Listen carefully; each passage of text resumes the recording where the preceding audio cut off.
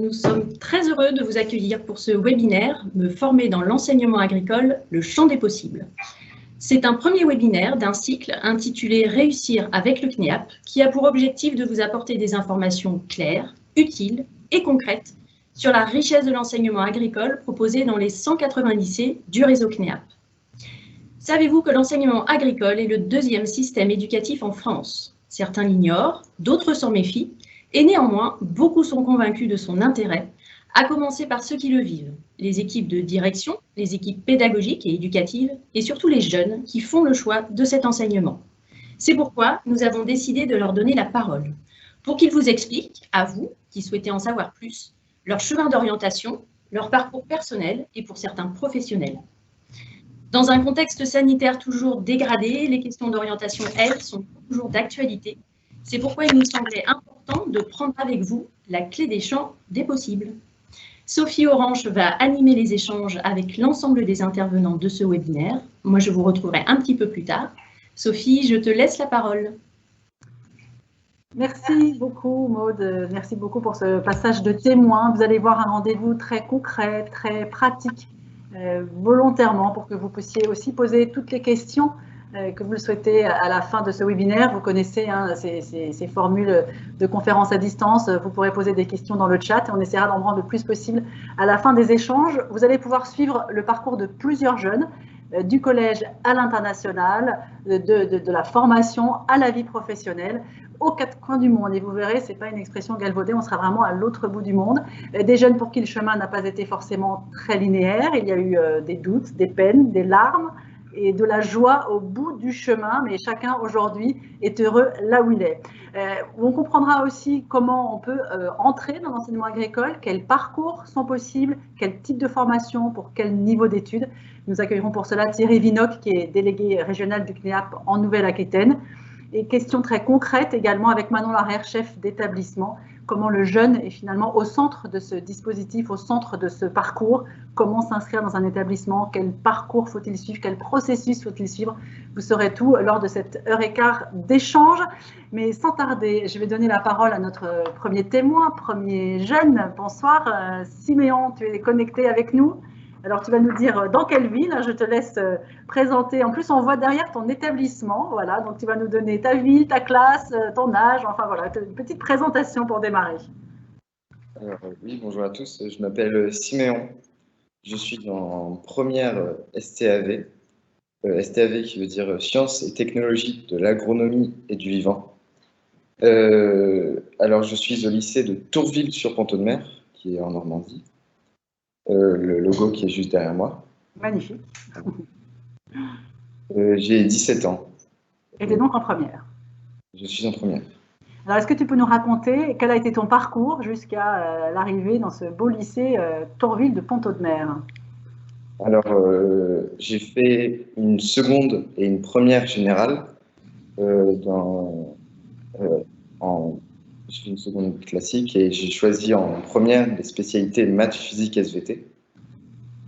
Et j'avais déjà en tête en seconde une filière agricole, seulement j'avais une mère très générale qui avait en fait les filières agricoles avaient très peu de voix. Pour tout te dire, pour dire les choses simplement, ta mère surtout ne voulait pas que tu quittes l'enseignement général pour aller dans l'enseignement agricole. On peut dire ça comme ça? On peut dire ça. Enfin, elle n'était pas très ouverte. ça a été mieux après. On a fait des recherches. On a cherché tous les deux pour qu'est-ce qui était le mieux pour moi, qu'est-ce qui répondait mieux à mes attentes. Et elle a su m'écouter. Donc, ça veut dire que tu étais en seconde générale, en première S, hein, c'est ça, générale? Et c'est cette année-là où tu as basculé, voilà, quel parcours tu as fait, comment tu t'es renseigné, où est-ce que tu t'es renseigné pour trouver des formations? Parce que toi, ton envie, c'est de faire une école d'ingénieur, hein, c'est ça le projet final?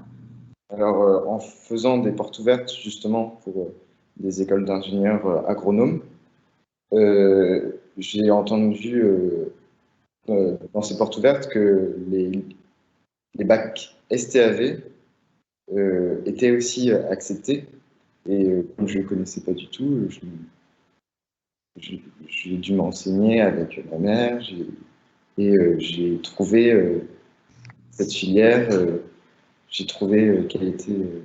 Enfin, je me suis enseigné sur cette filière. Voilà. Et tu as été surpris de savoir que par l'enseignement agricole ou grâce à l'enseignement agricole, tu pourrais plus tard intégrer une école d'ingénieur. C'est quelque chose que voilà, tes parents ne savaient pas forcément et toi, tu ne savais pas forcément. Oui. Est-ce que tu peux me raconter comment ça s'est passé lorsque ta maman est arrivée dans le lycée où tu es aujourd'hui, j'imagine, pour cette fameuse porte ouverte? Qu'est-ce qui s'est passé? Sans rentrer dans l'intimité familiale de votre famille, de tes parents, mais qu'est-ce qui s'est passé? Là, quand on est arrivé, ma mère était très curieuse. Elle voulait chercher un peu qu'est-ce qui étaient les points bénéfiques de cette école, qu'est-ce que ça va m'apporter.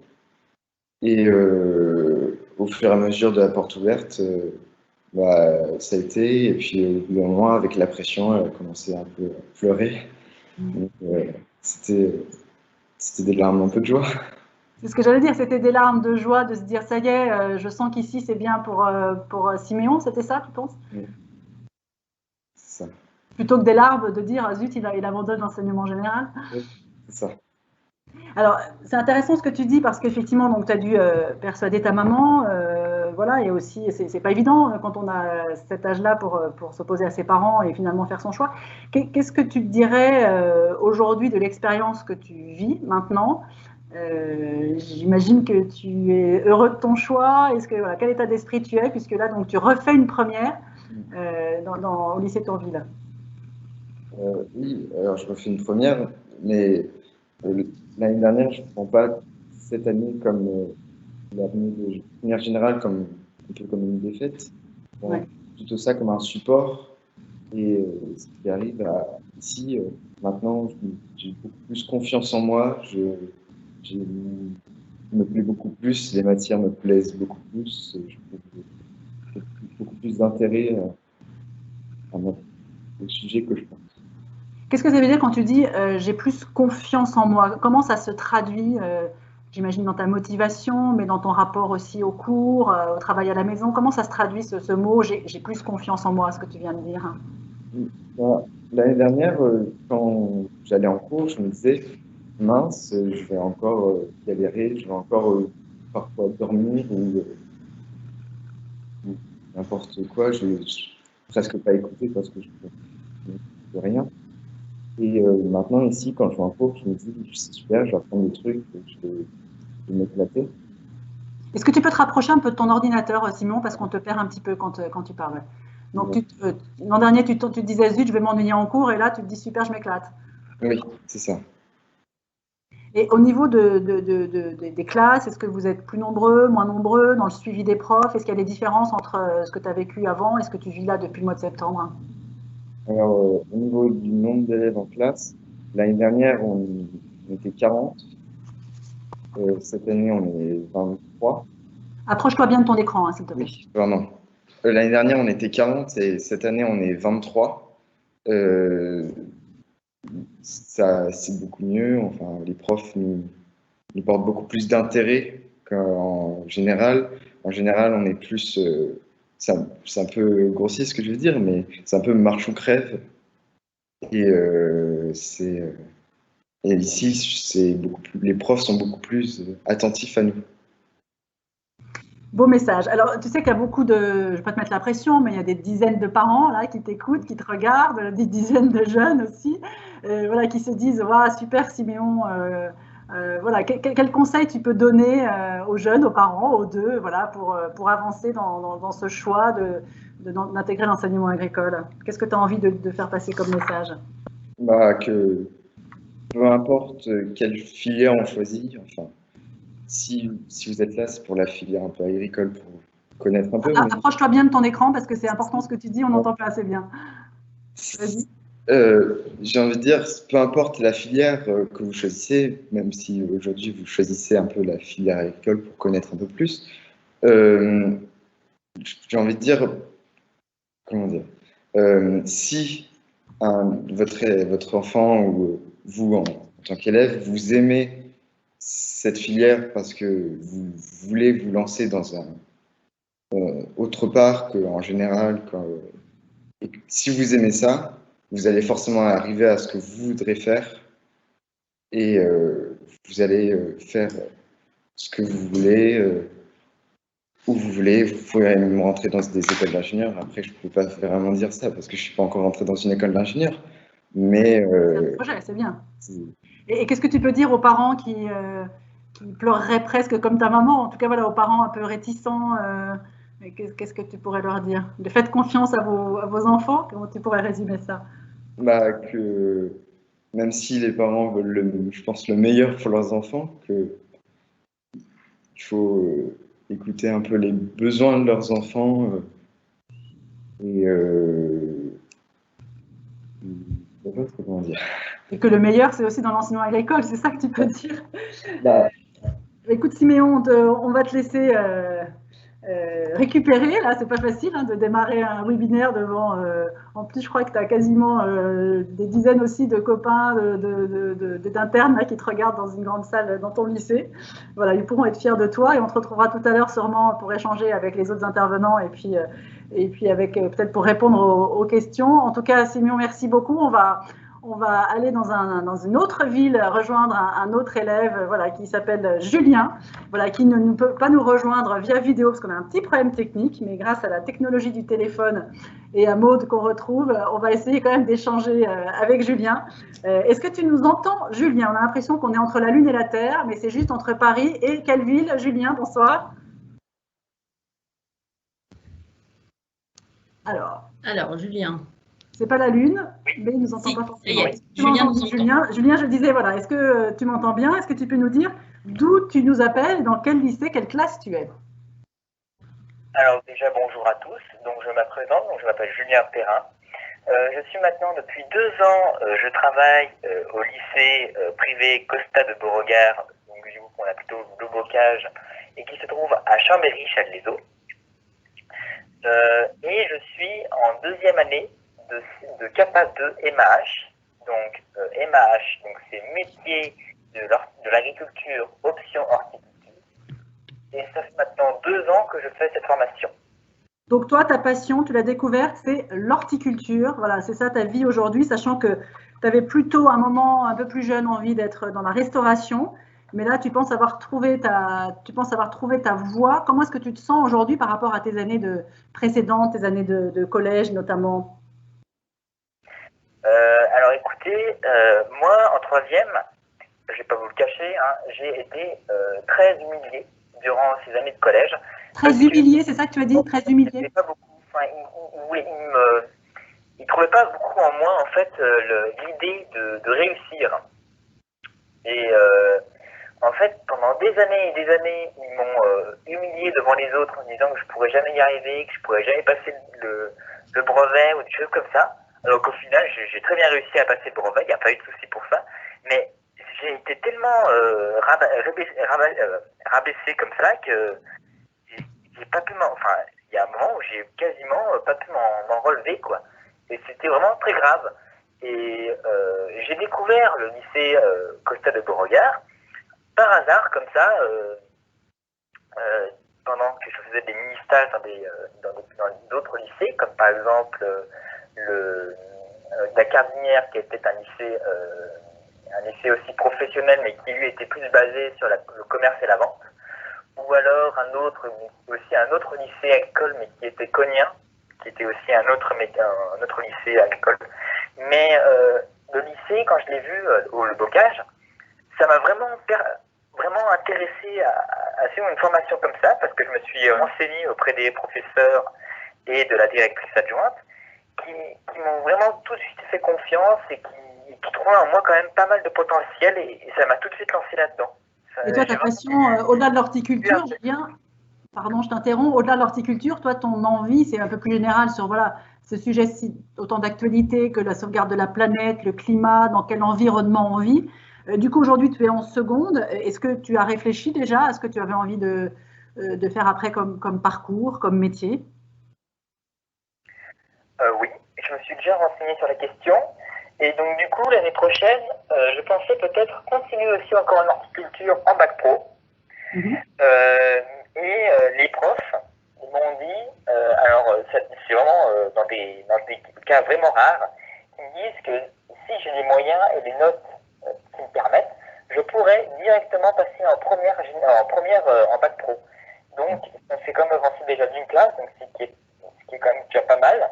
Ah ouais, chapeau. Et surtout, en plus, ce serait en alternance. Donc ça veut dire 3 semaines en entreprise, 1 semaine en cours. Donc ça, c'est aussi très très très intéressant. Pourquoi pas, après ce bac, je voudrais me lancer, après toujours dans le métier de l'agriculture, ce serait en viticulture. Ah, intéressant parce que tout à l'heure, tu vas avoir le témoignage d'une autre jeune voilà, qui est intéressée aussi par ces métiers. Peut-être que vous allez pouvoir échanger. Tu disais tout à l'heure, si mes notes sont bonnes, je pourrais peut-être aller direct en bac pro. J'ai comme l'impression que quand on est plus heureux en classe, mieux accompagné, moins rabaissé, j'ai comme l'impression que les notes sont plus les mêmes et la confiance n'est plus la même. C'est ça, Julien? Oui, tout à fait.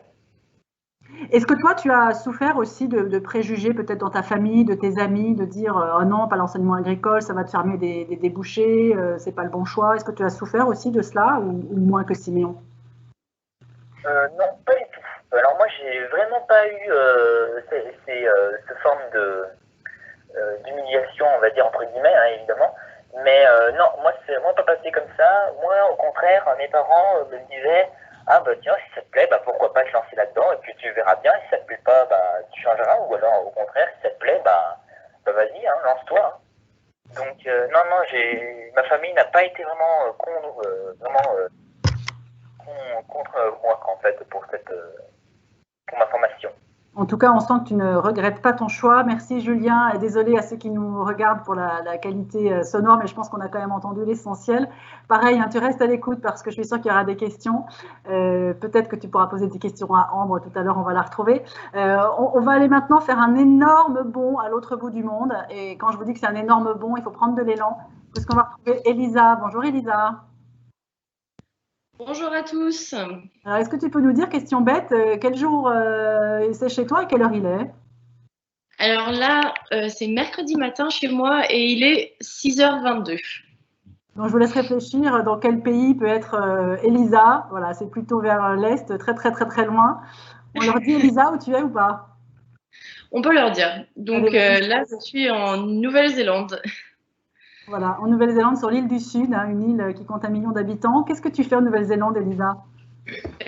Donc, je travaille dans une exploitation laitière à 1 heure au sud de Christchurch. Et donc, ça fait maintenant un peu plus d'1 an que je travaille dans cette ferme. Je fais juste une petite parenthèse. En Nouvelle-Zélande, le Covid, ça ressemble à quoi? Il y en a presque plus.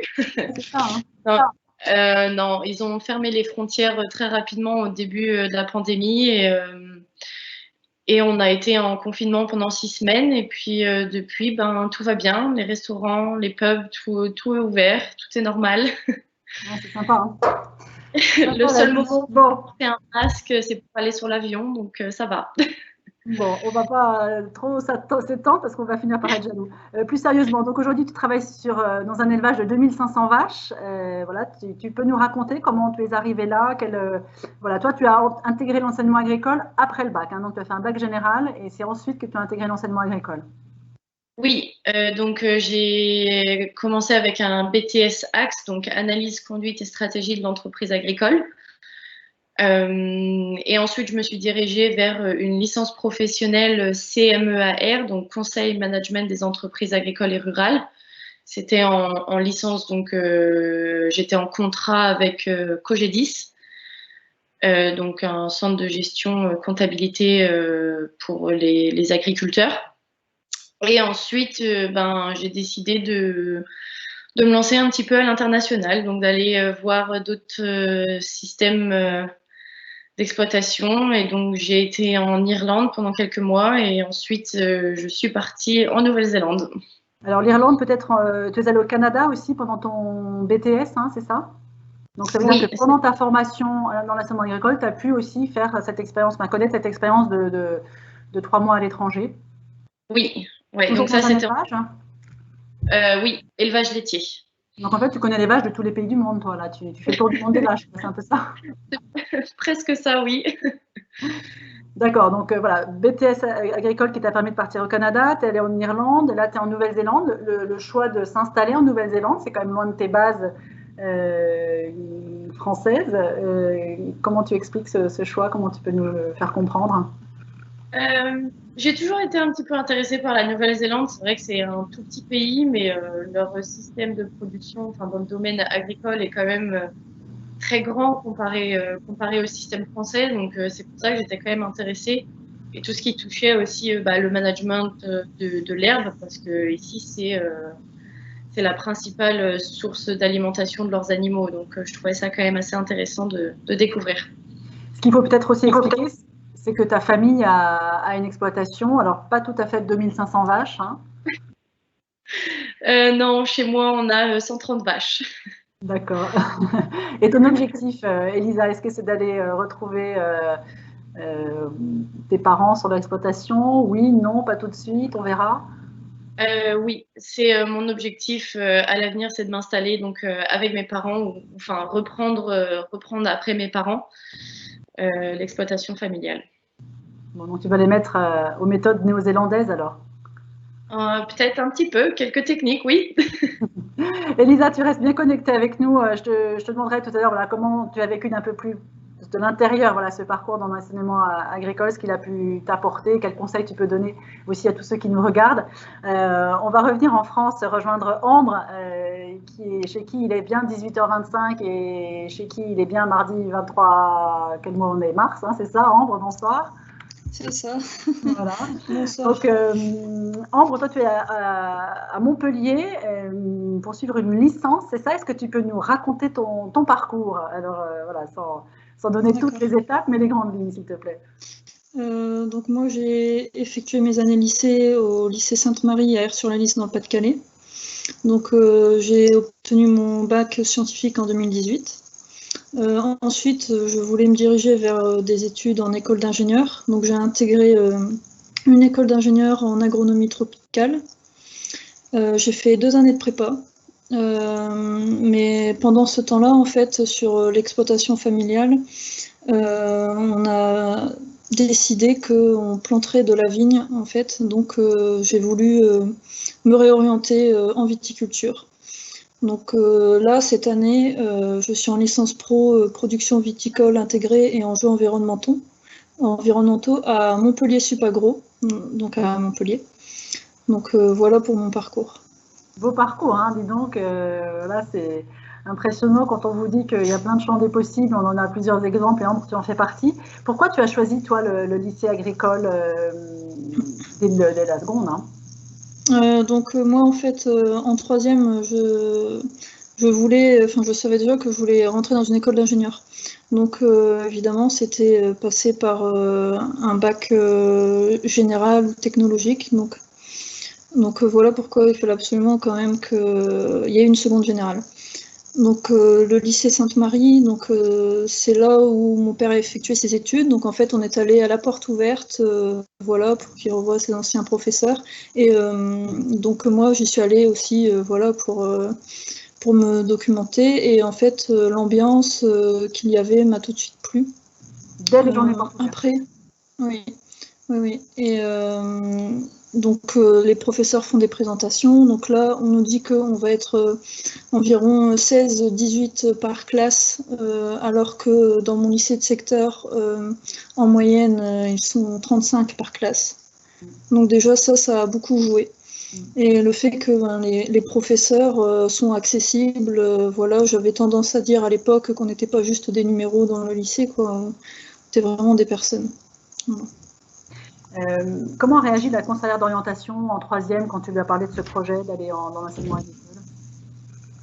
agricole? Disons qu'elle était assez surprise et elle voulait plutôt voilà, que j'aille que j'avais des bonnes notes au collège, qu'il fallait que j'aille dans mon lycée de secteur, qu'elle ne voyait pas pourquoi j'allais aller dans un lycée agricole.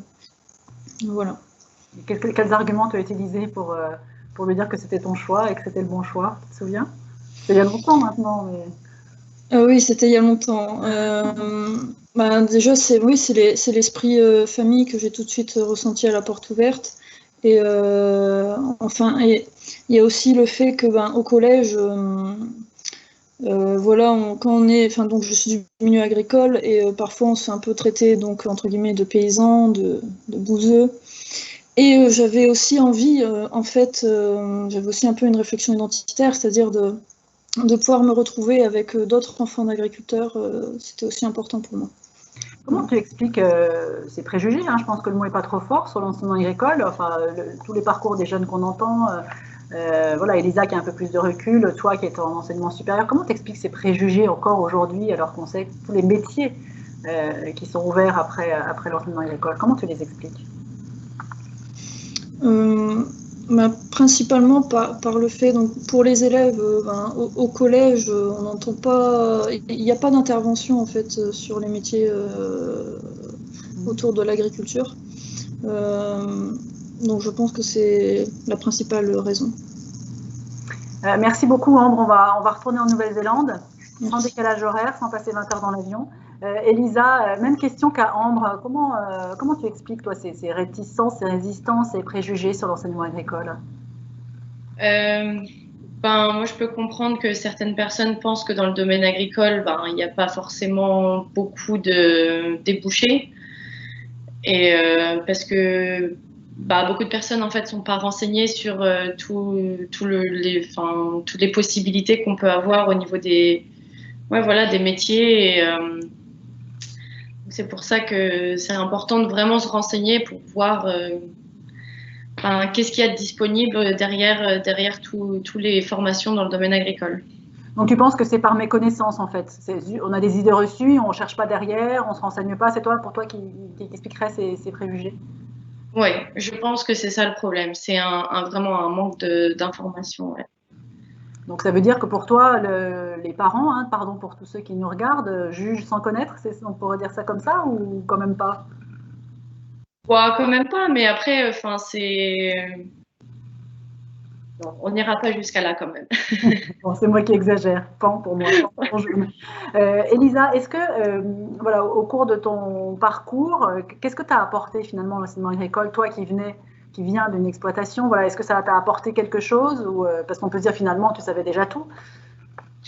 Non, je ne savais pas forcément tout. Moi, j'ai travaillé sur l'exploitation familiale, mais ça restait vraiment sur du basique. Je faisais la traite et je donnais à boire aux veaux. C'était vraiment jamais vraiment dans le domaine technique. Tout ce qui est l'alimentation des animaux, toutes ces technicités en fait. Et c'est ça en fait, qui me manquait vraiment. Donc cette expérience a été quand même vraiment très enrichissante et importante pour moi. Alors, je sais que Ambre, je vais te reposer juste une petite question. Je refais un petit détour par Montpellier. Je crois, Ambre, toi, tu as envie aussi peut-être de faire un séjour à l'international dans quelques temps. Est-ce que la Nouvelle-Zélande, ça fait partie des pays qui te tentent ou peut pas aller si loin? Mais est-ce que pour toi aussi, l'international est indispensable aujourd'hui quand on a ce parcours dans l'enseignement agricole, pour parfaire son anglais, ses méthodes, découvrir autre chose? Oui, pour moi c'est quand même assez important. J'ai déjà réalisé un séjour en Irlande, donc pendant 3 semaines j'étais salariée dans une exploitation agricole et on voit quand même la différence pour mener une exploitation, donc c'est assez important d'avoir cette ouverture d'esprit. Et après oui, au niveau de l'anglais, c'est toujours intéressant d'aller dans des pays anglophones pour améliorer la langue. On retourne en Nouvelle-Zélande, juste après on va accueillir Olivia dans un instant, mais Elisa, peut-être juste pour nous décrire un peu ta vie, parce que je pense que c'est intéressant pour tout le monde, même pour ceux qui n'ont pas forcément envie de choisir cette filière-là, mais tu te réveilles à des heures indues au milieu de la nuit pour t'occuper des bêtes, c'est ça en quelques mots? C'est ça, donc on doit parfois se réveiller à 3 heures du matin pour aller chercher les animaux et les emmener à la salle de traite. C'est des rythmes qui sont différents par rapport à ce que nous, on connaît. Mais il faut savoir que la traite, ça dure 5 heures le matin, donc forcément, il faut commencer assez tôt. Il y en a beaucoup de bêtes. Hein. Ouais. En tout cas, aujourd'hui, donc, tu dois continuer, rester encore un peu en Nouvelle-Zélande avant de revenir par chez nous? Oui, parce que déjà avec la situation sanitaire, je veux dire, je ne suis pas trop prête à lâcher ce que j'ai aujourd'hui. Et puis c'est vrai que j'ai aussi la possibilité d'évoluer sur l'exploitation ici et d'obtenir plus de responsabilités. Donc je pense encore rester un petit peu plus longtemps. Écoute, merci Elisa. Voilà, Siméon, Julien, Ambre, Elisa, autant de parcours qui ouvrent sans doute des horizons, des perspectives pour tous ceux qui nous regardent. On va aller dans le sud-ouest de la France maintenant, retrouver notre Benjamin de ce webinaire. Voilà, Olivia qui va bien approcher son oreillette de sa bouche et ouvrir son micro pour qu'on puisse bien t'entendre. Bonsoir Olivia. Bonsoir. Alors toi, tu es la Benjamin, la plus jeune, je le disais. Voilà, tu es en 3e, hein, c'est ça Olivia? Oui, c'est ça.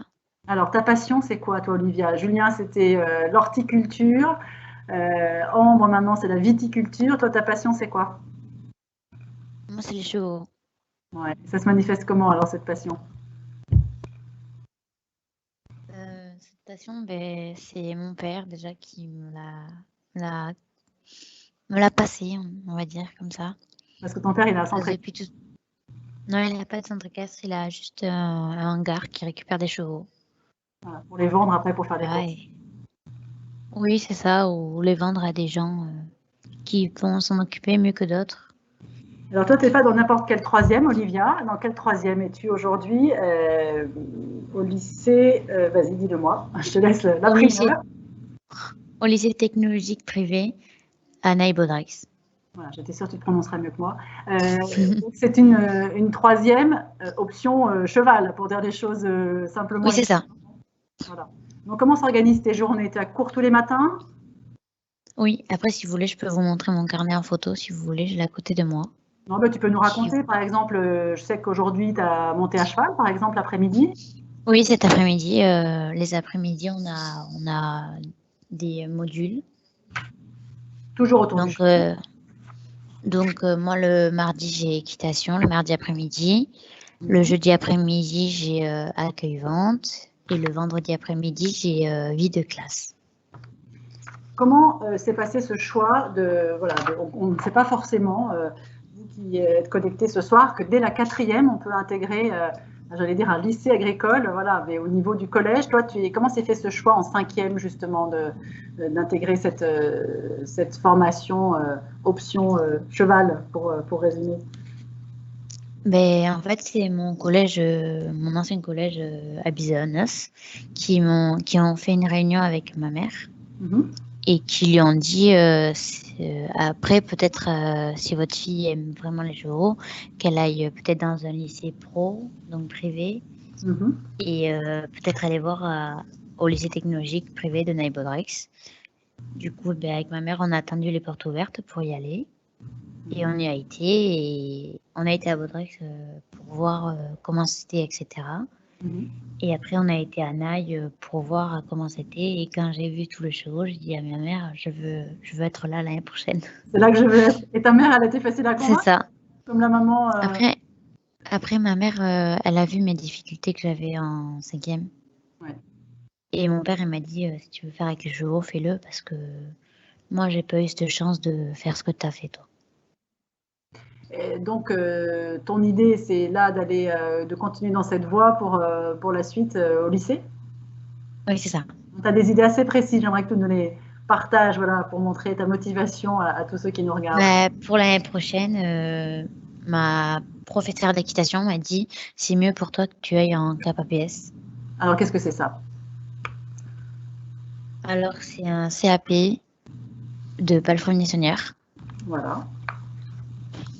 Voilà, et on a presque tout le temps équitation. Et après, pourquoi pas un bac pro conduite et gestion de l'entreprise hippique? C'est ça. Dans ta tête, tu as quand même un sacré projet. Oui. Tu le dis ou pas? Oui. Vas-y. C'est ça, moi je veux faire avec les chevaux et ça ne changera pas. Tu dois travailler avec ton père ou prendre la suite de ton père? Oui. C'est ça. Merci Olivia, parce que franchement, voilà, à 13-14 ans, se mettre à raconter son parcours, c'est pas évident d'avoir du recul. En tout cas, On sent que tu as trouvé ta voie.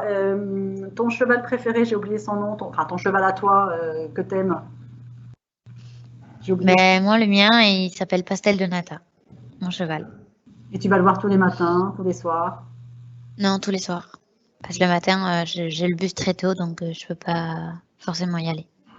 Il faut savoir, quand on appelle Olivia, elle est avec ses chevaux. Hein. Enfin, je veux dire, elle n'est pas devant la télé, Olivia. Hein. Elle est au lieu de elle les nourrit, elle les caresse, elle est tout le temps avec les chevaux. C'est une passion qui peut être assouvie tout en faisant des études, en ayant des ambitions, avec un parcours. Voilà, ça c'est magnifique à voir. Merci Olivia.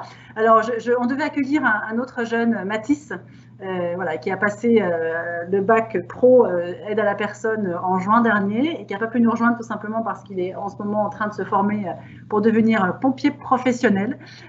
Voilà, ce qui est très exigeant. Il est aussi pompier volontaire de permanence. Alors, je vous rassure, il n'est pas sur une intervention très grave, urgente, voilà. Mais en tout cas, il a dû au dernier moment, malgré lui, il s'en excuse, annuler sa participation. Je voulais juste quand même un petit peu en parler parce que c'est intéressant. Donc, un bac pour les métiers de service à la personne, bac voilà, qui est très connu, qui est très fréquenté. Alors lui, évidemment, un garçon, forcément, c'est un peu plus rare. Donc, ils étaient 7 garçons sur 400 filles. Lui, son idée, il savait qu'il voulait devenir pompier. Depuis des années, c'est son objectif de faire comme son papa, devenir pompier. Pourquoi il a fait ce bac? Parce qu'il s'est dit, voilà, au cours de mon métier, j'aurai forcément l'aide à la personne au cœur. Voilà. Et donc, il a fait des stages dans des maisons de retraite, des stages dans des crèches, des stages avec des enfants, des plus âgés. Et c'est pour ça qu'il a choisi ce bac. Voilà, pas forcément, en tout cas lui, même sûrement pas pour travailler dans ces établissements-là. Mais l'idée, voilà, c'était de se former, d'apprendre au cœur voilà, des différents métiers qu'apporte cette formation. Aujourd'hui, il est futur pompier volontaire. C'était pas forcément le choix de sa maman, ce bac service à la personne. Elle voulait voilà, faire des études dans un lycée général et après, effectivement, faire sa formation de pompier. Mais il a tenu bon. Il avait voilà, des bonnes notes, mais lui, son envie, c'était d'assouvir sa passion, d'aider les autres. D'abord de la seconde à la terminale dans ce lycée et maintenant donc pour être pompier volontaire en ce moment et pompier pro, on lui souhaite en tout cas parce que c'est extrêmement difficile. Il y a beaucoup plus de candidats que de places. Voilà, donc la preuve aussi quand l'enseignement agricole aide à devenir pompier. Voilà, c'était le témoignage de Mathis que j'ai essayé de résumer. Voilà, pour qu'il soit présent parmi nous. Son message, voilà, vous, jeunes parents qui êtes connectés, c'est vivez vos envies, choisis ce que tu aimes. Voilà ce qu'il voulait dire aux jeunes qui sont connectés. Merci à tous en tout cas, étudiants, collégiens, lycéens, salariés pour Elisa d'avoir témoigné. Je vous le rappelle, hein, vous pouvez poser toutes les questions que vous voulez via le chat. On en prendra quelques-unes à partir de 19h tout à l'heure pour conclure ce webinaire. On va maintenant prendre un petit peu de recul par rapport à ces exemples hein, que vous venez de découvrir grâce à l'intervention de Thierry Vinoc, qui est délégué régional du CNEAP en Nouvelle-Aquitaine. Bonsoir Thierry. Bonsoir. Avant de vous laisser présenter voilà, tous les parcours possibles dans l'enseignement agricole, j'avais quand même envie de vous demander qu'est-ce que vous pensez de ces témoignages de ces jeunes voilà, qui ont parfois douté, parfois pleuré. On imagine aussi sont parfois opposés à leurs parents. Qu'est-ce que vous pensez du parcours et du témoignage de tous ces jeunes? Moi, je trouve que c'est vraiment super. Là, ce que je retiens, c'est qu'il y a vraiment une place en fait, pour chaque élève dans l'enseignement agricole. On le voit bien, de la 4e en fait, au BTS, chacun a trouvé sa place et surtout, chacun a regagné confiance en, fait, en lui. Et ça, c'est quelque chose perdu, parce que tous n'avaient pas perdu confiance, mais en tout cas, voilà, c'était quand même un chemin pour reprendre confiance. Sans trahir de secret, vous avez fait toute votre carrière, vous, Thierry, dans l'enseignement agricole. Alors oui, je suis aussi issu de l'enseignement agricole, en fait, privé, puisque après un bac des primes, je suis parti sur une école d'ingénieur en agriculture, pour ensuite rentrer dans l'enseignement agricole en tant qu'enseignant, formateur, puis chef d'établissement, en fait, de 2 établissements dans le Nord-Pas-de-Calais et en Lot-et-Garonne. Et BREAP, donc délégué en fait régional maintenant depuis 3 ans. Voilà. Alors je vous laisse présenter justement tout ce chemin de possible, quel parcours possible dans l'enseignement agricole pour donner des idées peut-être de parcours, de formation à tous ceux qui ont choisi de se connecter, de s'inscrire aujourd'hui. Tout à fait. Alors, on va démarrer effectivement en fait le parcours proposé dans l'enseignement agricole par les classes de 4e, 3e. Hein, c'est ce que vous avez en fait sur la gauche. Alors, en sachant que bien souvent dans les lycées agricoles, on n'a pas idée qu'il puisse exister des classes de 4e, 3e. Et pourtant, ces classes en fait sont d'une importance très grande dans nos établissements. Plus de 90% des établissements ont des 4e, 3e. Et ce sont des classes, en fait, tout simplement, qui permettent à l'élève à la fois de découvrir, en fait, tout simplement des domaines professionnels qu'il ne connaît pas bien, et surtout de regagner confiance, en fait, en lui. Hein, ces classes de 4e, 3e sont vraiment là pour ça, et pour les préparer vers une orientation, alors plus souvent une orientation, en fait, professionnelle. Vous avez à chaque fois, hein, pour chacune des classes, j'allais dire, en fait, un peu les plus que chacun des cycles en fait peut proposer. Alors la première classe en fait qu'on va plutôt développer, ce sont le cycle plutôt le CAP en fait agricole. Alors vous voyez que c'est Julien en fait tout à l'heure qui nous parlait en fait tout simplement en fait du CAP. Donc voilà, une formation en fait en 2 ans avec 12 semaines de stage en fait tout simplement pendant les 2 années. Le CAP vise vraiment, j'allais dire, l'insertion professionnelle, c'est-à-dire qu'on va apprendre le jeune à maîtriser les gestes professionnels du mieux possible. Alors ça peut être dans le domaine de l'aménagement paysager, ça peut être dans le domaine agricole, ça peut être dans le domaine en fait aussi des services, de la vente. Donc on verra tout à l'heure qu'on a une panoplie en fait vraiment très large, en sachant que chaque établissement peut proposer en fait tout simplement des modules qui lui sont spécifiques. Quand l'élève a terminé son cycle en fait CAP, soit il part vers l'insertion professionnelle, ou soit il peut réintégrer en fait une classe de bac pro, le cycle bac pro. Voilà, donc vous voyez que et Julien en parlait tout à l'heure, on peut intégrer une classe de première bac pro éventuellement. Donc le bac pro, c'est une formation en fait en 3 ans, avec 20 à 22 semaines de stage en fait tout simplement pendant ces 3 années. Il y a une dizaine de spécialités différentes en fait dans un bac pro, en sachant en fait que l'objectif, ce qui est visé en fait à travers le bac pro, ça sera plutôt en fait l'insertion professionnelle également. Mais comme vous pouvez le voir en fait sur les schémas, on a en fait des orientations possibles vers le BTS en fait agricole, et on verra tout à l'heure qu'ils sont aussi multiples. Troisième possibilité en fait, orientation après la 3e, ce sont les bacs STAV. Alors tout à l'heure on parlait du bac techno en fait sciences et technologies de l'agronomie et du vivant. Donc bac qui se fait en fait aussi en 3 années, qui comporte un peu moins de stages, aux alentours en fait de 8 semaines, 10 semaines en fait de stage individuel et stage collectif.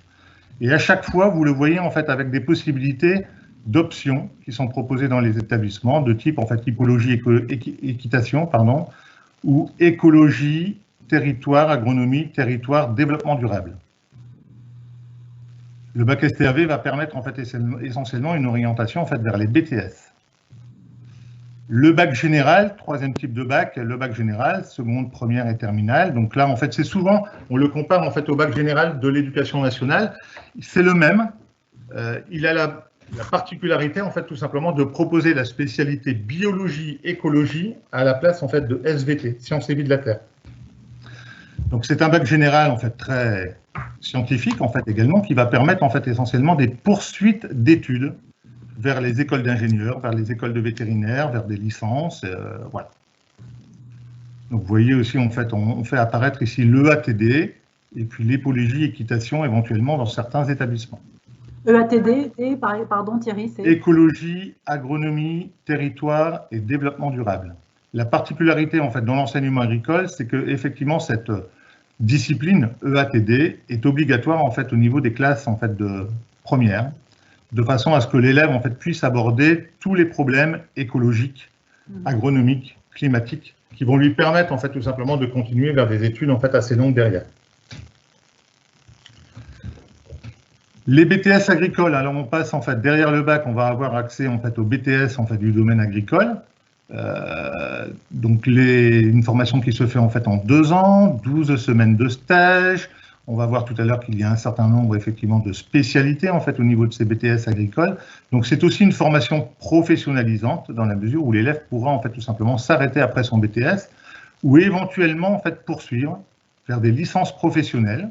C'est le bac plus 3 qui peuvent se préparer en fait aussi dans nos établissements, ou pourquoi pas en fait vers les écoles d'ingénieurs en agriculture pour les bons dossiers. Et donc c'est tout à l'heure, je crois, c'est Siméon qui parlait en fait tout simplement du bac STAV qui permettait pourquoi pas aussi pour les très bons élèves de rentrer dans des écoles d'ingénieurs. C'est le cas aussi en fait tout simplement du bac général qui permet lui d'y accéder en fait aussi de façon certaine, en fait, en quelque sorte, pour les bons élèves aussi, bien sûr, le concours, en fait, doit être passé. Et puis, parmi les questions qui avaient été posées également, en fait, au moment des inscriptions, on avait, en fait, tout simplement les écoles de vétérinaires. Et bien sûr, en fait, nos bacs généraux peuvent prétendre, en fait, à entrer dans les écoles de vétérinaires également. On a eu beaucoup de questions, en fait, tout simplement sur les formations dans le domaine de l'élevage, en lien, en fait, avec les animaux. Et donc, que ce soit le bac pro, le bac STAV, le bac général et le CAP, lorsqu'il s'agit en fait tout simplement de formation en lien avec les animaux, peuvent conduire en fait tout simplement à ce que le jeune puisse travailler en lien avec les animaux, que ce soit les animaux de compagnie ou les animaux de la ferme. Je vous présente en fait ici une diapositive en fait avec tous les champs professionnels qui sont visés par l'enseignement en fait agricole. Alors, on va commencer par le champ de l'agriculture que vous avez ici en fait en haut. Donc forcément, nous allons trouver des CAP, des bacs pro, des BTS, le STAV, on en a parlé, le bac général aussi, plutôt dans les métiers en fait en relation avec l'exploitation en fait agricole. Alors quand on parle d'enseignement agricole, c'est souvent ce qu'on a en tête, hein, c'est-à-dire qu'on va former les futurs agriculteurs. Mais vous allez voir qu'il n'y a pas que ça. Bien sûr, on forme les futurs agriculteurs, mais on va aussi former, par exemple, tout ce qui est en lien avec l'agroéquipement, le machinisme. Donc pour des jeunes qui veulent devenir conducteurs d'engins, qui veulent devenir en fait réparateurs, qui veulent devenir commercial en fait dans le domaine de l'agroéquipement, ils vont pouvoir en fait choisir parmi les formations bac pro ou BTS en fait des formations spécifiques. Pareil au niveau en fait des laboratoires, de la biologie. Donc là on va plutôt être sur les métiers de laborantin. On va trouver en fait des formations bac pro dans ce domaine-là. Donc on peut facilement imaginer que dans l'agroalimentaire ou dans le domaine de la recherche, on aura des métiers spécifiques en fait à cette voie-là. Tout le domaine au centre, hein, tout le domaine de la forêt, du paysage, en fait de l'eau, qui est un domaine en fait très présent dans nos établissements, avec aujourd'hui des métiers qui se développent en fait de façon quand même en fait très conséquente, sur des métiers de type en fait garde forestier, paysagiste, contrôleur en fait de la qualité d'eau, etc. Enfin, on a toute une série de métiers très intéressants à des niveaux en fait différents. Le service à la personne et au territoire, bah, vous en avez parlé tout à l'heure, Sophie, en fait, avec l'exemple d'un jeune en fait, qui a suivi plutôt en fait, cette voie-là. Alors, nous avons beaucoup d'établissements qui proposent des formations service aux personnes. Bien souvent, ce sont des jeunes intéressés au départ par la petite enfance, plutôt féminin que masculin, même si on recherche également des garçons, en fait, tout simplement dans cette voie-là. 4 garçons sur 400 filles hein, dans la promo de Matisse, hein. C'est vrai. C'est ça. C'est ça. C'est fait un peu chambrer par ses copains d'ailleurs. Et par contre, c'est un secteur d'activité sur lequel on a du mal à recruter des jeunes. Alors qu'en termes d'emploi, aujourd'hui, en fait, on a vraiment énormément d'emplois, que ce soit en structure, à domicile, etc. Mais par contre, pour des raisons en fait, qu'il faudrait creuser, les jeunes en fait, ont un peu de mal en fait, tout simplement à s'orienter. Bien souvent, on en parlait tout à l'heure, hein, c'est aussi le discours des parents. Peut-être l'image aussi qu'a pu renvoyer, j'allais dire, en fait, la crise sanitaire, hein, particulièrement cette année, sur les difficultés des métiers. Mais sachez, les jeunes, en fait, en tout cas, que ce sont des métiers en fait, très, très intéressant, très engageant, et ça vaut le coup effectivement de regarder ce qu'on propose. Pareil au niveau de l'animation des territoires, puisque nous avons en fait au niveau bac pro et au niveau BTS des formations spécifiques en fait à l'animation des territoires, que ce soit au niveau culturel, au niveau sportif, au niveau associatif ou autre. Les métiers de l'élevage avec le cheval, mais pas que le cheval, hein, beaucoup en fait de jeunes sont très intéressés par ça, mais aussi tout l'élevage en fait en général, hein, les animaux en fait des exploitations agricoles, avec plutôt là les formations spécifiques en fait et propres aux techniques d'élevage. Les industries agroalimentaires, donc vous savez que c'est un secteur économique en fait très important en fait en France, dans lequel en fait on trouve de nombreux emplois, et là aussi les entreprises en fait sont friandes en fait de jeunes qualifiés niveau CAP, bac pro, BTS en fait sur ces métiers-là. Et enfin, on terminera par la vente et le commerce, hein, puisqu'il n'y a pas de production quand même, sans parler non plus en fait de vente et de commerce. Donc, les lycées agricoles en fait du CNEAP proposent en fait des formations dans le domaine en fait du commerce, souvent en lien en fait avec les produits alimentaires ou les produits du jardin ou les produits en fait de l'animalerie ou autres. Ce sont des formations qu'on va retrouver en fait sur les 3 niveaux de formation, là aussi CAP, bac pro et BTS. Tout ça pour vous montrer en fait que l'éventail des formations possibles en fait dans l'enseignement agricole est vraiment en fait très conséquent, et les parents n'y pensent pas, et les jeunes non plus, mais les parents n'y pensent pas en fait souvent. Je vous laisse terminer. Thierry Vidocq, peut-être vous voulez rajouter quelque chose ou j'avais une question à vous poser? Non, c'est bon, on a fait le tour en fait, me semble-t-il, Donc, des 8 champs sur lesquels en fait l'enseignement agricole peut être présent. Possibilité de bac plus 5, des longues études grâce à l'enseignement agricole. Est-ce que vous avez aujourd'hui des études sur l'insertion de ces jeunes formés dans l'enseignement agricole? On a la chance effectivement d'avoir de très bons taux d'insertion professionnelle. Chaque année, en fait, des études en fait, sont réalisées par le ministère de l'Agriculture, que ce soit au niveau de 7 mois après le suivi de la sortie de la formation ou 2 ans après la sortie de la formation. On a des taux qui peuvent monter jusqu'à 90-95% d'insertion professionnelle dans les formations agricoles. Souvent, en fait, nos jeunes issus du milieu rural, issus de formations agricoles, sont réputés comme étant des jeunes travailleurs, courageux. Et à partir de là, ils sont capables de trouver en fait de l'emploi dans ces secteurs d'activité, mais aussi quelquefois en fait dans d'autres. Merci Thierry Vinocq, voilà, depuis la Nouvelle-Aquitaine pour cette présentation générale des différentes filières. On va maintenant aller plus se centrer sur l'élève, sur son parcours, sur la façon dont il est voilà, suivi tout au long de sa scolarité, de ses études au collège, au lycée. Ensuite, on va rejoindre Manon Larère. Bonsoir Manon. Bonsoir. Vous êtes en Occitanie, vous êtes chef d'établissement à Verdal, hein, c'est ça, je ne me trompe pas? Ça, au lycée de Touskeirat. Voilà, vous parlez bien près de votre écran pour que votre jolie voix soit entendue aux 4 coins de la France, puisque vous le savez, on est non seulement connecté en Nouvelle-Zélande, mais dans tous les coins de la France ce soir. Voilà, racontez-nous un petit peu voilà, comment ce jeune est suivi, encadré tout au long de son parcours dans l'enseignement agricole. Alors, c'est vrai que, comme on l'a pu le dire, hein, les préjugés sont nombreux et c'est ce qu'on voit dans les entretiens qu'on peut avoir avec les familles. Ce qu'il faut savoir, c'est qu'à la base de tout, et le jeune est au centre de tout, qu'il est bien accompagné par sa famille et par l'établissement, et qu'on a le même objectif pour tous, quel que soit le parcours, quelles que soient les envies. Le même objectif, c'est de réussir. Mais c'est pas de réussir n'importe comment, on en a parlé dans les témoignages, c'est bien de réussir dans la formation qui lui convient, d'être bien dans sa peau, de réussir son insertion scolaire avec les poursuites d'études, les objectifs qu'ont les différents jeunes. Hein, on a entendu les écoles, d'aller dans un projet professionnel défini, comme le disait Olivia, mais l'insertion sociale, l'insertion professionnelle au moment où ce sera le moment, et surtout de pouvoir se sentir à sa place et de croire en son potentiel. Donc ça, c'est l'objectif qu'on a commun pour tous. Après, on n'a pas les mêmes moyens pour chacun, puisque on a un accompagnement personnalisé réel, vécu, avec, ils l'ont évoqué à plusieurs reprises, le suivi, l'impression de ne pas être un numéro, le suivi adapté à chacun, le fait d'avoir des petits effectifs, en tout cas des effectifs adaptés et des établissements à taille humaine, la prise en compte des besoins éducatifs particuliers, quels que soient les PAP et les accompagnements nécessaires. Il y a une approche très éducative sur la partie l'importance de l'autonomie, la prise en compte des responsabilités, le savoir-être, puisque oui, les compétences, oui, mais les compétences de savoir-être également, l'importance de la cohésion, de se sentir, encore une fois, à sa place. Et donc pour ça, il y a plusieurs éléments, il y a les internats, il y a plusieurs types d'internats également. Il y a les internats permanents notamment, avec des accueils sur le week-end par exemple, pour ceux qui le souhaiteraient. Et puis à côté de tout ça, il y a l'accompagnement du projet, mais pas du projet de tous, du projet de chacun. Et cet accompagnement-là, c'est le choix de la formation dont a parlé Thierry avant, effectivement, parfois de réorientation, comme l'a évoqué Siméon, mais c'est aussi le choix de la formation et des options qui accompagnent ces formations. Donc on va avoir l'option équitation, dont parlait Olivia, il y a des options de type théâtre, des options sportives, il y a certains établissements qui proposent des options autour de la moto, enfin il y a vraiment un panel assez large, parce que si on se sent bien dans sa formation, on réussit sa formation. Voilà. Après il y a une partie sur la pédagogie de projet, des travaux de groupe, de la pratique. Donc tous ces éléments-là sont adaptés en fonction de chaque établissement et de chaque contexte.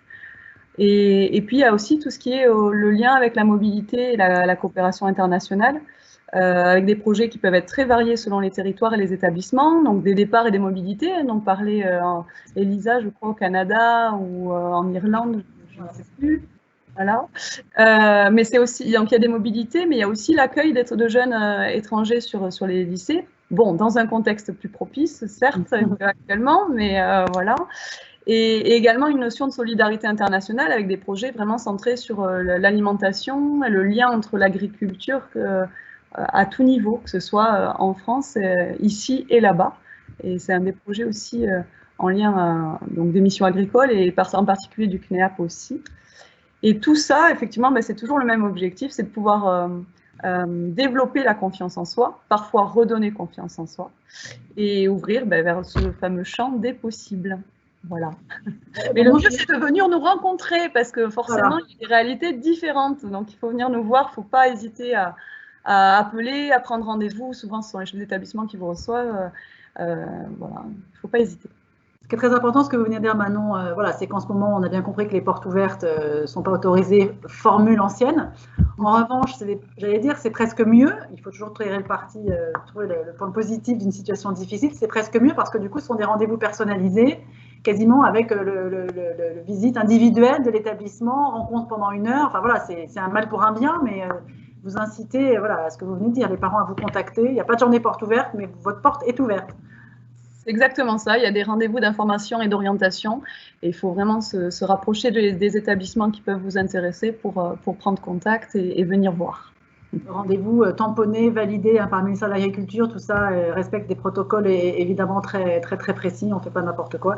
Voilà, c'est important de le dire. Merci en tout cas Manon Larère pour cette intervention qui met le jeune au cœur de la formation. Je sais qu'il y a déjà des questions sur des moyens très concrets de s'inscrire dans un établissement du CNEAP. Comment repérer le bon établissement? Comment s'inscrire? Où se renseigner? Eh bien, ça tombe bien, Maud Adam va tout vous expliquer. Merci Sophie. Alors effectivement, riche de tous ces échanges, vous avez sans doute envie, on le souhaite à présent, de pousser la porte d'un lycée du CNEAP, de rencontrer les équipes, de concrétiser peut-être un projet d'orientation dans l'un de nos 180 lycées. Eh bien, pour commencer, je vous propose tout simplement de faire un petit tour d'horizon pour voir où se trouvent nos lycées, les territoires couverts par notre réseau d'établissements. Donc, vous pouvez observer qu'on a un maillage territorial assez important qui varie effectivement d'une région à l'autre. Vous pourrez voir également que nos lycées sont présents dans les régions ultramarines, donc en Guyane, à La Réunion. Je crois d'ailleurs que nous avons des personnes de La Réunion qui nous écoutent ce soir. En Nouvelle-Calédonie et encore un petit peu plus loin, en Polynésie française, sur l'île de Tahiti, ainsi qu'aux Marquises. Donc le champ des possibles va très loin. Comme vous l'avez entendu, les lycées ont également il y a un grand nombre de lycées qui proposent l'internat, ce qui peut faciliter effectivement les modalités d'accueil pour les élèves qui n'habiteraient pas à proximité directe d'un établissement. Alors pour découvrir plus précisément chacun des lycées et cibler votre recherche, nous vous invitons forcément à naviguer sur le site internet du CNEAP. C'est un moyen digital incontournable aujourd'hui.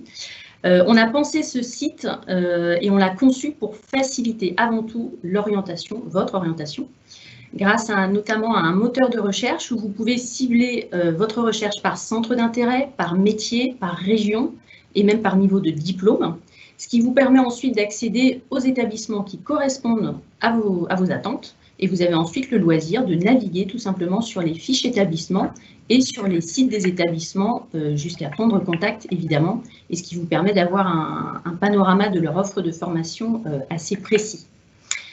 Un autre moyen pour nous découvrir, pour découvrir le réseau CNEAP, c'est de suivre notre page Facebook, qui existe depuis maintenant plusieurs années.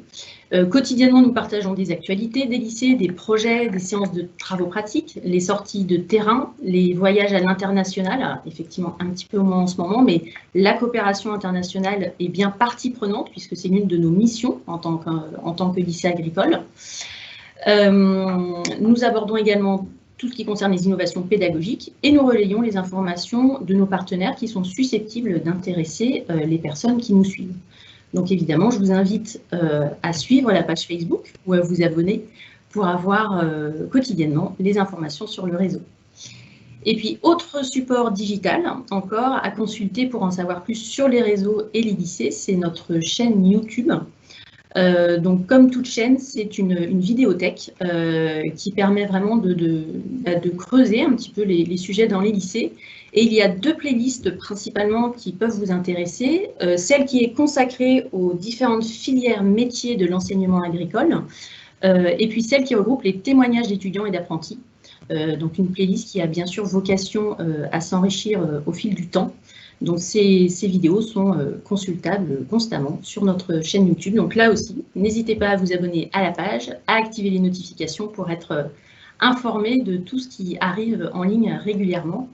Et puis, comme l'a dit Manon, au-delà du digital, parce que la rencontre virtuelle, c'est bien, mais la rencontre réelle, c'est encore mieux.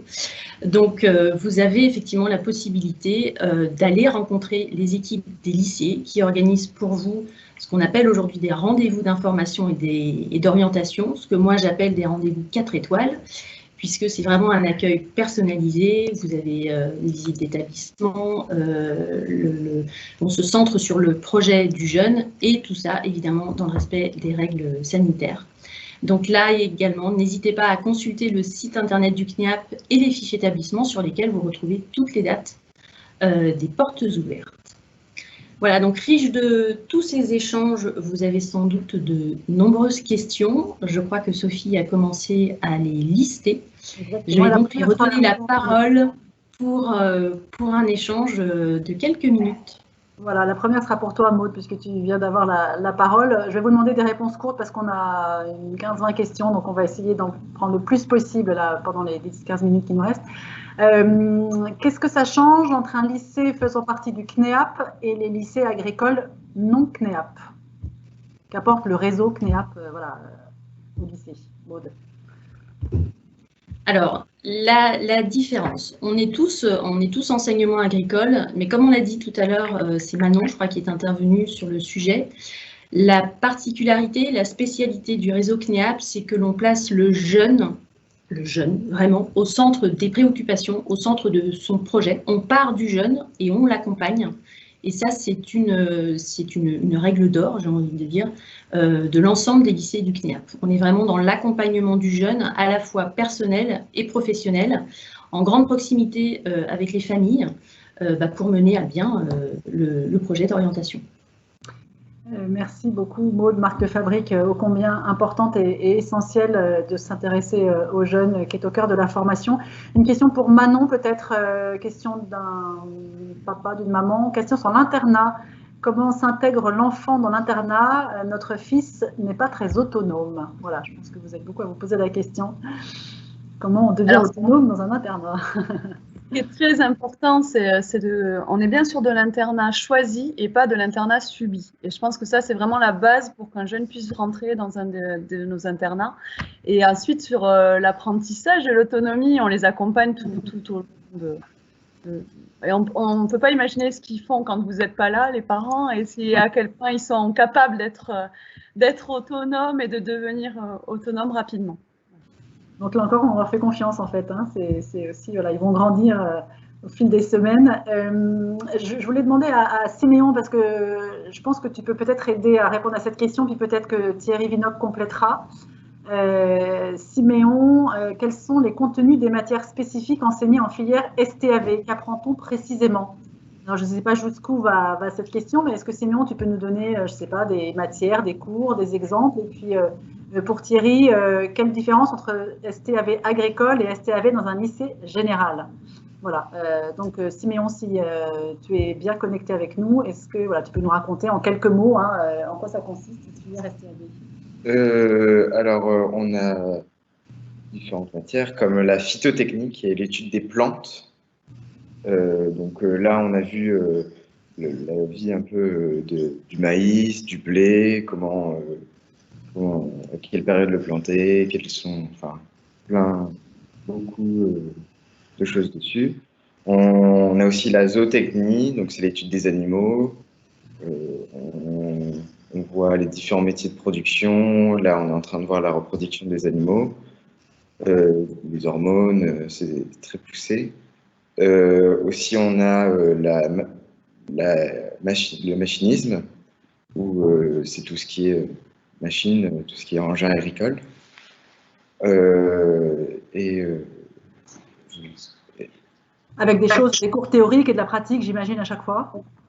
On n'a pas forcément de la pratique, mais on a surtout de la pratique. Oui. Thierry Vinocq, peut-être pour compléter cette question d'un participant, enfin d'un invité à ce webinaire, quelle différence donc entre STAV agricole et STAV dans un lycée général? Alors, il n'y a pas de bac STAV dans un lycée général. Ce n'est pas possible. Très bien. Ou alors, on nous a... Non, ce n'est pas possible. Le bac STAV est réservé en fait au lycée agricole. On peut trouver par contre en fait un bac S, le bac général maintenant, l'ancien bac S en fait en quelque sorte, à la fois dans un lycée en fait éducation nationale, mais sans la spécialité biologie-écologie. Et dans un lycée agricole, on va trouver le même bac S avec cette spécialité. Je rajouterais simplement sur le bac STAV, pour revenir en fait dessus, qu'il existe en fait plusieurs colorations dans le bac STAV. Et selon les établissements, vous allez trouver en fait des enseignements à l'initiative de l'établissement. Donc on va parler de coloration, ce sera plus simple.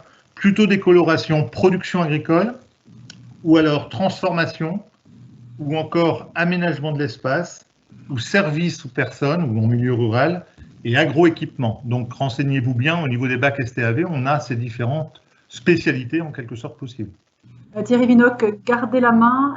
Comment une formation de service à la personne est en lien avec l'enseignement agricole? C'est plutôt une formation du ministère de la Santé. Mais il y a le T aussi. L'éducation nationale. Alors c'est vrai que l'histoire en fait de nos lycées agricoles, puisque un certain nombre de nos établissements étaient des anciens centres ménagers, dans lequel en fait tout simplement on retrouvait beaucoup de domaines de formation dans le domaine des services. Aujourd'hui, ces établissements ont été repris par des lycées ou se sont transformés en fait en lycées agricoles. Et donc les formations agricoles ont la particularité de développer vraiment la notion de service aux personnes en milieu rural, avec la notion de territoire, c'est-à-dire de rendre service en fait aux territoires ruraux.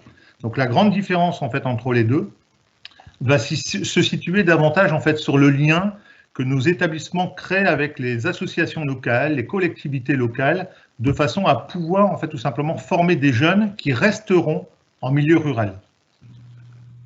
Merci Thierry. Une question peut-être pour Elisa et puis Manon pourra compléter. Elisa, depuis la Nouvelle-Zélande, j'arrive toujours pas à m'habituer à l'idée qu'on est connecté à la Nouvelle-Zélande. Elisa, j'ai perdu la question. Voilà. Comment l'enseignement agricole est promoteur de la mobilité à l'international? Alors peut-être partir de ton cas particulier, où toi tu étais donc en BTS et tu as pu partir 3 mois au Canada. Est-ce que tu peux nous expliquer, est-ce que ça a été simple, pas simple? Est-ce que l'établissement t'a aidé à trouver ce point de chute au Canada? Comment ça s'est passé pour toi? Peut-être après, Manon, si vous avez quelques conseils un peu plus généraux à donner aux parents. Alors, il faut savoir que ça a été assez simple. Donc, dans notre lycée, j'ai fait mon BTS au lycée Pommerit dans les Côtes-d'Armor. Et donc, pour pouvoir passer en deuxième année, tous les élèves ont un minimum de 4 semaines à faire à l'international. Et donc, du coup, pour nous aider justement à trouver une exploitation dans un pays de notre choix, ils ont un carnet d'adresses et c'est à nous d'aller chercher et de faire les démarches en fait pour contacter l'agriculteur et voilà. Ils ont un réseau, en fait, ils te proposent voilà, un réseau, des coordonnées, des contacts, et puis en fonction des filières et du feeling avec le propriétaire, l'exploitant, enfin en fonction des bacs, enfin des BTS, pardon, à toi après de contacter et en fonction du feeling de choisir ou pas, quoi, c'est ça. Oui, voilà, c'est ça. Donc il y a un classeur par pays et ensuite on choisit la production qu'on souhaite. Et il y a aussi des personnes, bien sûr, qui trouvent leur adresse, leur exploitation tout seul. Ils ne prennent pas forcément le carnet d'adresse du lycée, mais ça se passe toujours très bien. Merci pour cette réponse, Elisa. Peut-être Manon pour compléter, voilà, comment on peut voyager et comme dans les autres formations grâce à l'enseignement agricole. Oui, alors il y a plusieurs possibilités selon les établissements. Il y a beaucoup d'établissements qui sont avec le système Erasmus, donc des financements possibles aussi pour valoriser ces mobilités, que ce soit par des stages individuels, des stages collectifs. Il y a des voyages d'études, donc que ce soit sur le bac professionnel ou que ce soit sur le bac STAV ou les bacs généraux. Puis éventuellement, et effectivement sur tout ce qui est enseignement supérieur, comme l'évoquait Elisa. Est-ce qu'on a une idée aujourd'hui du nombre d'élèves de l'enseignement agricole qui arrivent à aller à l'étranger? Est-ce que c'est des choses que vous pouvez suivre d'un point de vue national ou c'est trop compliqué parce que c'est vraiment très éclaté? Alors, je n'ai pas les chiffres nationaux, mais au niveau très local, dans chaque établissement, c'est une grosse partie des promotions, oui, quand on a des projets comme cela dans les établissements. Donc, c'est du quotidien aujourd'hui, l'international. Encore une idée reçue sans doute à faire sauter. De dire alors, quotidien, sauf en 2020, mais sinon, oui 2021. Voilà, souvent, on a le sentiment que les parents choisissent des filières générales ou voilà, pour cette possibilité de mobilité à l'international. Ce que vous nous dites là, c'est que c'est possible aussi dans l'enseignement agricole. Voilà, je savais que j'allais le faire une fois. Michel Vinoc, non. Thierry Vinoc, pardon. Peut-on passer un bac pro CGEA en apprentissage?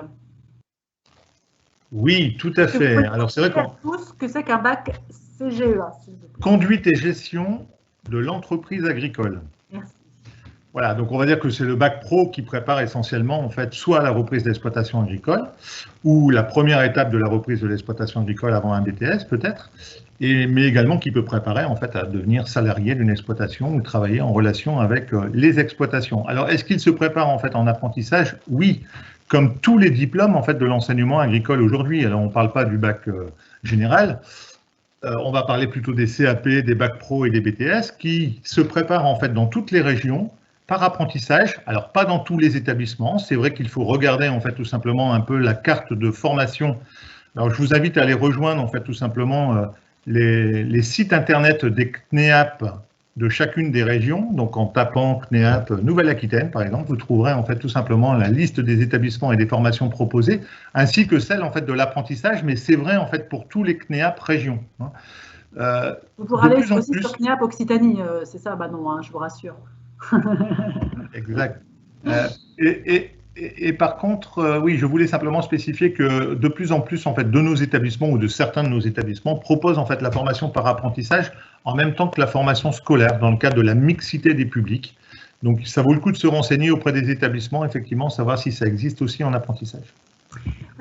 Une avant-dernière question. Alors j'ai envie de faire répondre peut-être Manon et puis peut-être Ambre.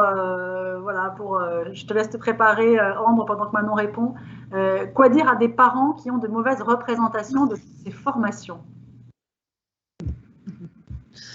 Alors tout simplement, vous l'aurez compris, de venir nous rencontrer pour vérifier par vous-même ces représentations et donc changer le regard aussi sur ce qu'on fait, sur l'accompagnement que l'on peut avoir.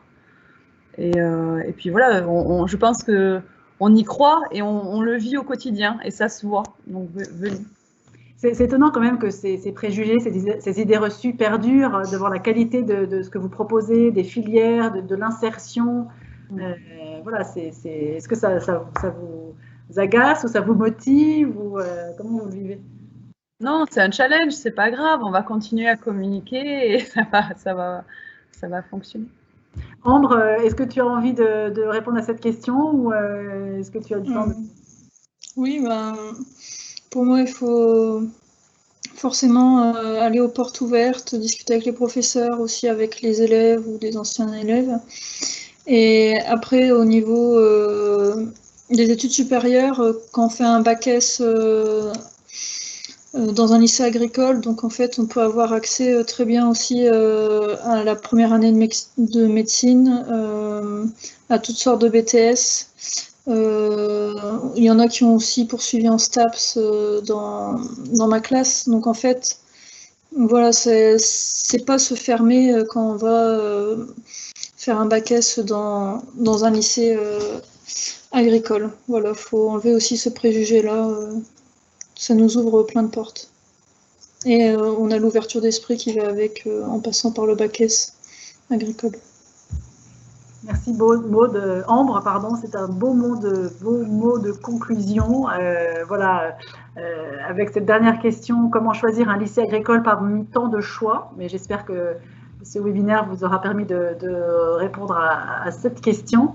Et je vais laisser effectivement le mot de conclusion à Maud Adam.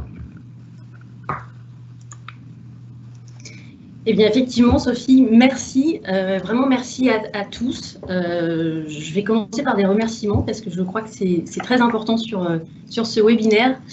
Donc, je voudrais d'abord très sincèrement et chaleureusement remercier nos grands témoins que sont Ambre, Olivia, Elisa, Siméon et Julien, qui est toujours au téléphone dans mon bureau, qui ont apporté des témoignages très éclairants et qui, je n'en doute pas, vous ont permis, à vous qui nous suivez, d'en savoir un petit peu plus, peut-être d'envisager sereinement votre projet d'orientation et qui sait, peut-être au sein de l'enseignement agricole et du réseau CNEAP. Merci également à Mathis qui, s'il a été appelé par sa mission de pompier au dernier moment, a également été partie prenante dans la préparation de ces échanges. Donc, un grand merci à lui. Merci à Thierry Vinoc et Manon Larère pour toute l'expertise qu'ils nous ont apportée. Et merci enfin à 2 autres personnes que vous n'avez pas vues à l'écran, mais qui ont largement participé à l'organisation et à la concrétisation de ce webinaire, Damien Blanchard et Alain Gachignard, 2 de mes collaborateurs. Et puis bien sûr, merci à Sophie pour cette animation. Sachez que le replay de ce webinaire, pour être sûr que vous avez bien tout entendu, sera disponible très prochainement sur la chaîne YouTube du CNEAP, donc inscrivez-vous dès à présent. Je vous enverrai un mail pour vous indiquer cette mise en ligne. Et puis, nous vous donnons d'ores et déjà rendez-vous au mois de mai, puisque, comme je le disais en introduction, ce webinaire est le premier d'un cycle « Réussir avec le CNEAP ». Et au mois de mai, nous aborderons plus particulièrement l'insertion professionnelle des jeunes issus de l'enseignement agricole. Voilà, donc en attendant, je vous propose de rester connectés. N'hésitez pas à nous adresser un mail à l'adresse indiquée sur l'écran. Si vous avez d'autres questions, n'hésitez pas non plus. La porte reste ouverte puisque ce webinaire est une porte d'entrée sur le CNEAP, sur notre réseau d'enseignement agricole. Merci à tous, très bonne soirée et à bientôt.